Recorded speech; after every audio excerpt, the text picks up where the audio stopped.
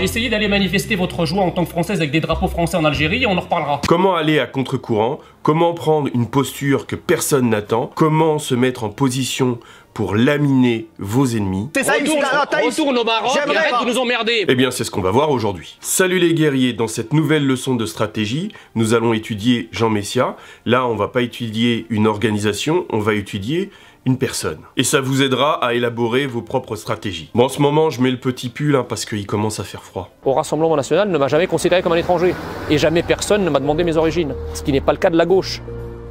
Moi, j'ai quelques amis de gauche, lorsqu'ils me présentent à d'autres amis, ils me disent « Je te présente Jean Messia, il est égyptien ». Jean Messia, c'est un haut fonctionnaire français, c'est un homme politique et c'est un polémiste. De 2016 à 2020, il était du Rassemblement National. Avant, c'était le Front National. C'est une personne que je trouve vraiment intéressante et ça peut vous servir à un moment ou à un autre lorsque vous voulez atteindre des objectifs. La France, c'est pas un territoire c'est pas un hall de gare qui a été inauguré avant-hier, dans lequel n'importe qui, venant de n'importe où, se comportant n'importe comment et parlant n'importe quelle langue, peut être considéré comme français. Il y a un creuset français, il y a une identité française qui n'est pas plus facilement définissable que l'identité africaine ou l'identité sénégalaise ou l'identité chinoise, etc. Chaque pays a une identité. Il est connu pour ses positions assez fermes, notamment sur le sujet de l'islam. Wallah, qu'ils viennent ces klebs de Babtou. Sur le Coran, nous les Renois et les Rebeux, on va leur niquer leur mère à ces fils de pute.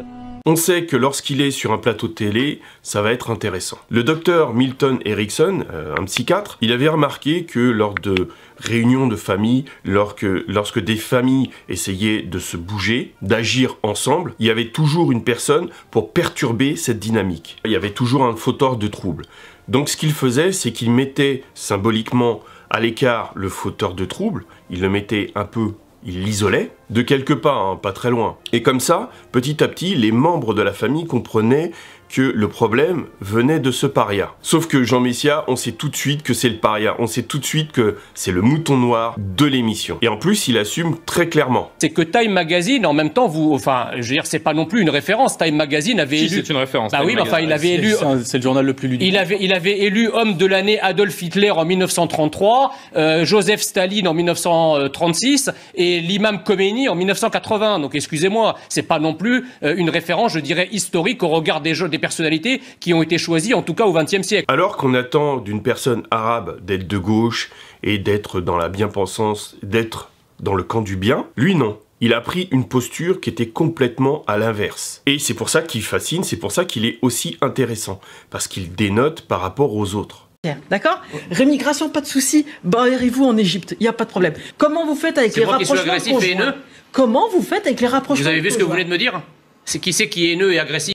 66 millions de procureurs, c'est le minimum pour juger 31 bonimenteurs de Macron et sa clique. Donc si vous rentrez dans le moule, si vous allez sur une position, vous prenez une position qui est logique par rapport à la case où on vous a mis, vous vous démarquerez jamais. C'est valable en politique, c'est valable dans le business, c'est valable dans votre vie d'entreprise, c'est valable dans votre vie privée. Ce qui est intéressant, c'est lorsqu'il va dans les émissions, il y va pas pour juste discuter, il y va pour écraser et combattre ses adversaires. Comme Yacine Bellatar sur l'assimilation. Tu l'auras pas dit au FN, mais si, alors bonjour. C'est un raciste de me dire ça. Bonsoir. C'est un raciste de me dire bonsoir, mes origines.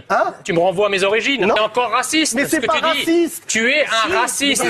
C'est l'ADN de l'islamisme que tu es au fond. Ou alors quand il renverse l'atout de l'adversaire. Je suis allé voir immigré, monsieur. C'est quoi la définition d'immigré? Les migrants, ce sont des gens qui sont arrivés en France. Non, c'est quoi la définition de l'immigré? Parce que si vous savez pas de quoi vous parlez, c'est pas la peine de parler. Ou encore quand il prend position sur le burkini. Si ces femmes veulent se baigner en burkini parce que leur religion leur interdit de se baigner autrement, rien ne les oblige à rester en France. Pourquoi forcer la France à accepter ce qu'elle ne veut pas accepter? Alors je veux bien... En France, on se baignait comme ça au début du XXe siècle. Au début du XXe siècle. Donc les femmes se baignaient comme ça. D'accord. Donc vous qui êtes progressiste, vous allez m'expliquer que c'est la modernité, le progressiste, de revenir un siècle en arrière. Lorsque vous regardez des vidéos avec Jean Messia, vous remarquerez de temps en temps qu'il emmène ses adversaires sur son terrain. Et ça lui permet de montrer leur mépris et leur racisme. Souvent, les gens qui sont en face de lui sont dans l'antiracisme. Et en les obligeant à avoir des propos racistes, et donc à l'emmener sur son terrain, il réussit à tourner leur avantage contre eux. Parce qu'il les oblige à leur tour à être racistes. Il a régulièrement affaire à des gens qui sont agressifs à son encontre. Et un individu agressif, c'est quelqu'un qui ne maîtrise pas son émotion, qui ne maîtrise pas son côté émotionnel. Et forcément, ça se retourne contre lui. Et donc une partie de cette leçon, c'est qu'il faut faire en sorte que vos adversaires réagissent, mais n'agissent pas. Que leur action soit une réaction par rapport à ce que vous voulez. Et en fait, vos adversaires se retrouvent sur la défensive. Et c'est comme ça que vous allez prendre le contrôle de la situation. Je vous mets une vidéo où Jean Messia amène son adversaire sur son terrain. C'est une vidéo où cet homme le renvoie à ses origines. Effectivement, une différence entre de conception de la nationalité française. Pour vous, c'est simplement un papier. Pour nous, c'est une identité. Voilà. Bien sûr, monsieur Hossam Jean Messia. Oui, et alors Voilà. Mais c'est quoi votre racisme là? Je suis très calme. Je dis simplement que grâce à des gens comme moi... Je suis allergique aux racistes. Moi, je suis allergique vous êtes un raciste au Front National. Vous êtes un véritable raciste de gauche. Voilà. Mais il y a une erreur que vous ne devez pas commettre. Lorsque vous arrivez dans un nouvel environnement, que ce soit en entreprise, que ce soit dans la vie privée, que ce soit aller dans un autre pays, etc. Chaque nouveau terrain a ses propres conventions, chaque nouveau terrain a ses propres règles. Et l'erreur, ce serait de croire qu'il faut attirer les lumières directement sur vous dès que vous arrivez. N'essayez pas d'impressionner les gens et de vous affirmer par rapport à eux. Essayez de comprendre leur réalité et de vous adapter. Il faut effacer les préjugés que vous auriez sur le nouveau lieu de votre nouveau terrain de jeu. Et certaines règles sont visibles, sont explicites, elles sont superficielles et franchement, avec du bon sens, vous pouvez les comprendre. Et les règles non écrites, c'est la partie immergée de l'iceberg. Il s'agit de comprendre les valeurs qui sont sous-jacentes. Ensuite, il faut comprendre qui sont les vrais chefs, le vrai patron, ceux qui montent et ceux qui descendent, parce que ce n'est pas parce que certains sont nommés à certains postes que c'est vraiment eux qui commandent. Il faut essayer de repérer les usages et les coutumes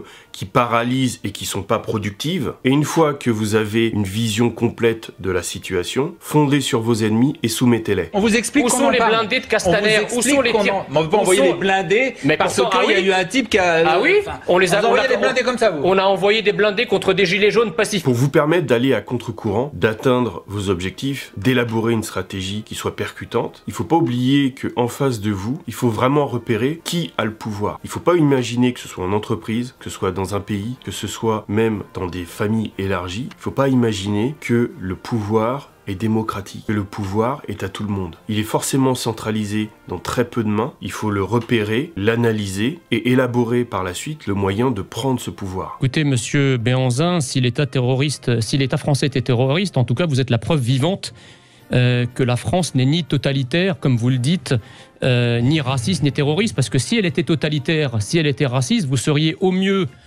au fond d'une prison, au pire au fond d'un trou. J'espère que cette vidéo vous a plu, n'hésitez pas à la partager, à liker. Les ancêtres protègent, serrez les rangs et restez unis.